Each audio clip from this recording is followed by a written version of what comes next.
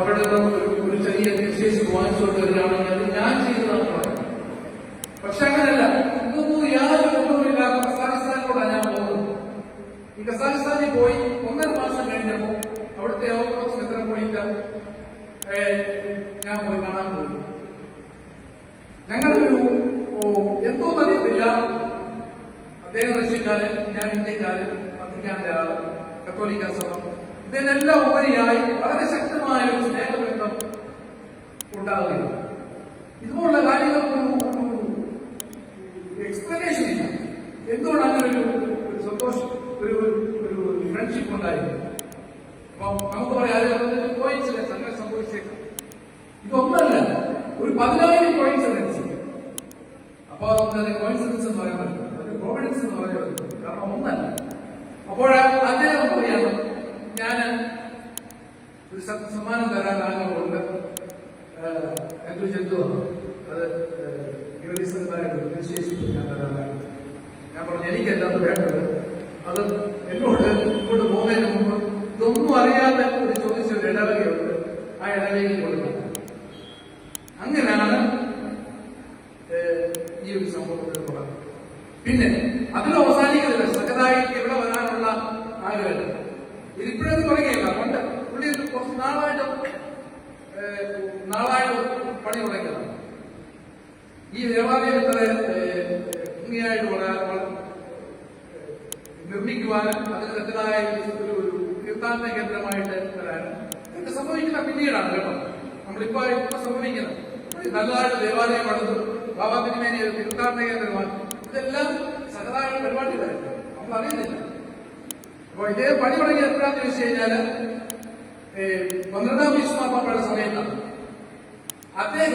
അദ്ദേഹത്തിന്റെ കുടുംബത്തിന്റെ സുഹൃത്തായ മെനീനി നുൻസിയോയി, അത് നുൻസിയോയാണ്. അപ്പൊ മെനീനി നുൻസിയോ ആ കുടുംബം പല കുടുംബാടുത്തുള്ളവരായിരുന്നു. ആ പുള്ളി നുൻസിയോ ആയിട്ട് റഷ്യയിലേക്ക് പോവുക. അപ്പോ നമുക്കറിയാം, നമ്മൾ ഇവിടെ ഉള്ളതുപോലെ തന്നെ കത്തോലിക്ക സഭയ്ക്കും ഓർത്തഡോക്സ് സഭയ്ക്കും പൊതുവായിട്ട് വളരെയധികം സ്നേഹമുള്ള ഒരു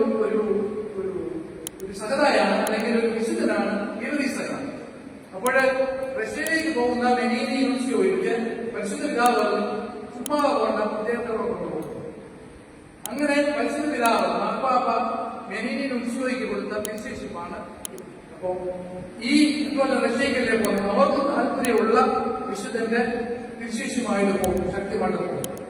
അങ്ങനെ മെനീനി പിതാവ് ഈ വിശേഷമായിട്ട് റഷ്യയിലേക്ക് പോകും. അവിടെ വെച്ച് നമ്മുടെ ഈ അലക്സാണ്ടർ മെത്രാപ്പൊലീത്ത ചെറുപ്പമായ മെത്രാനായിരുന്നു. അദ്ദേഹം ഈ യൂത്ത് പ്രസ്ഥാനത്തിലേക്ക്, ഓർത്തഡോക്സ് യൂത്ത് പ്രസ്ഥാനത്തിലേക്ക് വളരെ ശക്തനായ ഒരു റെസ്പോൺസിബിലിറ്റി ഉള്ള ഒരാളാണ്. വളരെ നല്ലതായ ഒരു പിതാവ്. അപ്പൊ മെനീനി പിതാവും അലക്സാണ്ടർ മെത്രാപ്പൊലീത്തായും റഷ്യയിൽ വെച്ച് സുഹൃത്തുക്കളായി. അപ്പോഴേ ഈ മെനീനി പിതാവും അദ്ദേഹത്തോടുള്ള സ്നേഹത്തിന്റെ സന്തോഷത്തിന്റെ ഭാഗമായിട്ട് ഈ തിരുശേഷിപ്പ് മാർപ്പാപ്പായി തിരുശേഷിപ്പ് അലക്സാണ്ടർ മെത്രാപ്പൊലീത്ത, അന്ന് പിതാവായിരുന്നു, അലക്സാണ്ടർ പിതാവിനെ കൊടുത്തു. പിന്നീട് 1999 അദ്ദേഹം കസാഖിസ്ഥാനിലെ മെത്രാപ്പൊലീത്തയായിട്ട് അവിടുത്തെ റഷ്യൻ ഓർത്തഡോക്സ് സഭ നിയമിച്ചു കസാഖിസ്ഥാനിൽ. ഈ കസാഖിസ്ഥാനിൽ വരുമ്പോൾ അവർ റഷ്യയിൽ നിന്ന് കസാഖിസ്ഥാനിലെ ഈ തിരുശേഷിപ്പെട്ടു. അതിനുശേഷം 25 വർഷങ്ങൾക്ക് ശേഷം പരിശുദ്ധ പിതാവ് എന്നെ അപ്പോസ്തലിക യൂണിവേഴ്സിറ്റിയായിട്ട് കസാഖിസ്ഥാനിൽ വരുന്നു. ചില്ലറയൊന്നുമല്ല, നിങ്ങൾ ഓർക്കണം. അപ്പോൾ സഹതാ ഒരു കാര്യം തീരുമാനിച്ച അത് നടത്തുന്നു. അതിപ്പോ ജോർജിനെ ഉപയോഗിച്ചാണെങ്കിൽ പെണ്ണി ഉപയോഗിച്ചാണെങ്കിൽ അത് നടത്തി. അതാണ്. അപ്പൊ നിങ്ങളുടെ പ്രവർത്തനം ചെയ്യുന്നു, എന്നെ ഉപയോഗിച്ച് സഹത എന്തെങ്കിലുമൊക്കെ ചെയ്യണമെന്ന് ആഗ്രഹിച്ച സഹത ചെയ്യും. അപ്പോൾ ഇവിടെ വെച്ച് എന്നോട് ചോദിച്ച സമയത്ത് എനിക്കൊരാഗ്രഹമുണ്ട്. അപ്പൊ ഞാൻ എങ്ങനെയെങ്കിലും സഹത എങ്ങനെയെങ്കിലും എവിടെന്നെങ്കിലും ഒരു വിശേഷിപ്പിച്ചേ കൊള്ളാമെന്നുണ്ടായിരുന്നു. അപ്പൊ അങ്ങനെ കസാഖിസ്ഥാനിൽ ചെന്ന് 1.5 മാസം കഴിഞ്ഞപ്പോഴേ ഈ ഒരു സന്തോഷം പ്രാർത്ഥനയാണ്. അതിനുശേഷം സംഭവിച്ച എല്ലാം നിങ്ങൾക്ക് എല്ലാവർക്കും അറിയാൻ ഞാൻ വിവരിക്കേണ്ട കാര്യമില്ല. അപ്പോൾ ഞാൻ പറയുകയാണ്, ഇത് സഹതായ ഒരു ആഗ്രഹമാണ്, ദൈവത്തിന്റെ ഒരു പ്രവർത്തനമാണ്. അല്ലാതെ ഞാൻ ഇത് ആഗ്രഹിച്ചു വന്നതോ അല്ലെങ്കിൽ വെള്ളിയാഴ്ച ഇത് ശരിയായി വന്നതോ ഒന്നുമല്ല. സഹതായ ഇവിടെ വരണമെന്ന് ആഗ്രഹിച്ചു വന്നിരിക്കും. അപ്പോൾ ആ ഒരു വിശ്വാസമാണ് നമുക്ക് ഏറ്റവും ശക്തമായിട്ട്. അപ്പൊ അതുകൊണ്ട് ഇത് സ്നേഹത്തിന്റെ അടയാണ്. ഒത്തിരിയേറെ വ്യക്തിബന്ധങ്ങൾ ഇതിനകത്ത് നമ്മൾ കണ്ടു. മാർപ്പാപ്പയ്ക്ക് ബെനീനി നുൻസിയോയ്ക്ക് മെത്രാപ്പൊലീത്ത അലക്സാണ്ടറിനോട്, മെത്രാപ്പൊലീത്ത അലക്സാണ്ടർ എന്നോട്, എനിക്ക് ബെന്നിയച്ചനോട്, ഇതെല്ലാം സ്നേഹബന്ധങ്ങളുടെ ഒത്തിരിയേറെ കഥകളുണ്ട് ഇതിനാണ്. അപ്പൊ അതുകൊണ്ട് വളരെ നല്ല ഒത്തിരി ദൈവാനുഗ്രഹത്തിന്റെ ഇതാണ്. അപ്പൊ അതുകൊണ്ട് ഞങ്ങളെല്ലാം ഇതിനകത്ത് അത് പരിശുദ്ധ പിതാവായാലും ശരി, ബെനീനി നുൻസിയോ ആയാലും ശരി, മെത്രാപ്പൊലീത്ത അലക്സാണ്ടർ ആയാലും ശരി, ഞങ്ങളെല്ലാം ഇതിനകത്തെ വിശുദ്ധ ഇവരിസകത ഉപയോഗിച്ച ഉപകരണങ്ങൾ മാത്രമാണ്.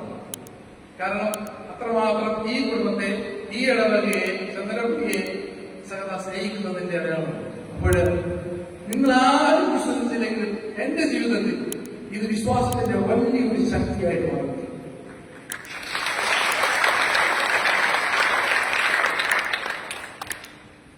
നമ്മള് പ്രതീക്ഷിക്കാത്ത രീതിയിൽ ദൈവം നമ്മൾ ഉപയോഗിക്കുന്നുള്ളതിന്റെ ഏറ്റവും വലിയ അടയാളമാണ് ഈ അനുഭവം. മെത്രാനായിട്ടുള്ള തുടക്കത്തിൽ ആദ്യത്തെ മാസങ്ങളിൽ ഈ ഒരു അനുഭവം നമുക്ക് തന്ന സഹായോടത്തോട് തന്നെ ദൈവത്തോട് ഞാൻ ഒത്തിരിയേറെ കൃത്യതയുള്ളത്. പിന്നെ നന്മ ചെയ്യാൻ ആഗ്രഹിക്കുന്ന ഒരാള് നിരന്തരമായി ഇൻസിസ്റ്റ് ചെയ്താൽ, ഇത് പുതുതായിട്ടുള്ള കാര്യമല്ല. കർത്താവ് വിശുദ്ധ സുവിശേഷത്തിൽ പറഞ്ഞിട്ടുള്ള വിധവയുടെ കാര്യം, ഈ എല്ലാ ദിവസവും വന്ന് നീതിമാന്റെ അടുത്ത് പറയുന്നു, ജഡ്ജിന്റെ അടുത്ത് പറഞ്ഞു, എനിക്ക് നീതി നടത്തി തരണേ എന്ന് പറയുന്നത് കൊണ്ട് ഞാൻ നീതി നടത്തി കൊടുക്കുമെന്ന് പറയുന്നത് ആ ഒരു റോളാണ് വിന്യസിച്ചത്. നിരന്തരമായിട്ട് ഉടമ്പടിയായി, ഇങ്ങോട്ടായി, ഇവിടെയായി, എപ്പോഴും വരണം എന്ന് നിരന്തരമായി ആ ഒരു വിന്യസിന്റെ ആ ഒരു തീഷ്ണതയെ ഞാൻ വളരെയധികം സ്നേഹത്തോടുകൂടി ഓർമ്മിക്കാം. ഇത് ഇത്രയും ഭംഗിയായിട്ട് വന്നതെങ്കിലും, ഇത്രയും വലിയൊരു കൃപയാണെങ്കിലും അത് ഭംഗിയായിട്ട് ആക്കി തീർന്നത് ബെന്നിയച്ചന്റെ ഒരു സംസാരിക്കുന്നതാണ്. അതുകൊണ്ട് അച്ഛനോടുള്ള അതിനേക്കാൾ നന്നായിട്ട് അച്ഛനെ അറിയാം. ഞാൻ പക്ഷെ ആൾ ഭയങ്കര സംഭവമാണ്. അപ്പൊ ആ ഒരു അച്ഛന്റെ ആ പ്രസംഗത്തിലായാലും ശരി, അദ്ദേഹത്തിന്റെ അത് നമ്മൾ കൂടെ നിന്ന് ഏതാണെന്ന് മനസ്സിലാക്കാനുള്ളത്, ദൈവം ഒരാളൂടെ പ്രവർത്തിക്കുന്നു എന്ന് മനസ്സിലാക്കി കഴിഞ്ഞാൽ ഇത്രയും കൂടെ നിന്ന് പ്രവർത്തിച്ചാലും അത്രയും കൂടുതൽ അതിന്റെ. അതുകൊണ്ട് നമ്മള് നന്മ എവിടെയെങ്കിലും കണ്ടാലും ചേർത്ത് നിൽക്കുക, കൂടെ ആ നമ്മുടെ. അപ്പൊ അതുകൊണ്ട് കൂടെ നിന്ന് നന്മ സ്വീകരിക്കാനായിട്ട് ഒത്തിരി സമയത്ത്, പക്ഷെ ഇതിന്റെ പേഴ്സണലായിട്ടുള്ള ഒരു സാക്ഷ്യമാണ്. അതുകൊണ്ട് ഞാൻ ഇത്രയും സമയമെടുത്ത് പറഞ്ഞത്. ദൈവം എപ്രകാരമാണ് എന്നെ ഉപയോഗിച്ചത് എന്നുള്ളത് എനിക്ക് വളരെ സന്തോഷമുണ്ട്. അപ്പൊ അതുകൊണ്ട് ആ സന്തോഷം പറയുന്നതിന് വേണ്ടി ഞാൻ ഇത്രയും സമയമെടുത്തു. ഒത്തിരിയേറെ സമ്മാനങ്ങൾ ഞാൻ നന്ദി പറയാറുണ്ട്. ഇവിടുത്തെ ഒരു നല്ല, അത് വളരെ സന്തോഷകരമായിരുന്നു. ഇവിടുന്ന് വന്ന നമ്മുടെ പ്രിയപ്പെട്ട കലാകാരങ്ങളെല്ലാം ഞാൻ നന്ദിയോടെ ഓർമ്മിക്കുകയാണ്. അവരുടെ ആ സന്തോഷവും നമ്മുടെ വളരെ ഇൻട്രസ്റ്റ് ആയിരുന്നു, വളരെ സന്തോഷമായിരുന്നു. പിന്നെ നിങ്ങളുടെ വരവും നിങ്ങളെ വിശേഷം കൊണ്ടുവന്നതിന്റെ സന്തോഷം ആഘോഷിക്കാൻ വേണ്ടി ഞങ്ങൾ 1-2 പ്രാവശ്യം ഒരുമിച്ച് കൂടി ആഘോഷിച്ചിട്ടുണ്ട്. അപ്പൊ അതുകൊണ്ട് പുള്ളിക്ക് വളരെ സന്തോഷമായി. ഞാൻ ഇവിടുന്ന് അച്ഛനാഴ്ച ഫോട്ടോ പുള്ളിക്ക് വിളിച്ചു കൊടുക്കും. ഇന്നലെ ഞാൻ വന്ന് ഫോട്ടോ എടുത്ത് പുള്ളിക്കൊരു വാട്സാപ്പ് മെസ്സേജ് അയച്ചു. വളരെ സന്തോഷമാണ്. അപ്പൊ അതുകൊണ്ട്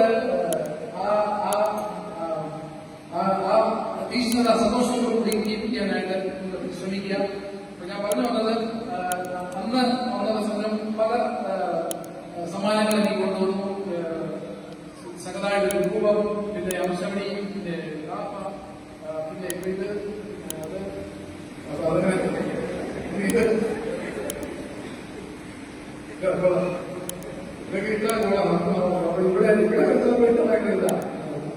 സാധാരണ ഉള്ള കാര്യങ്ങൾ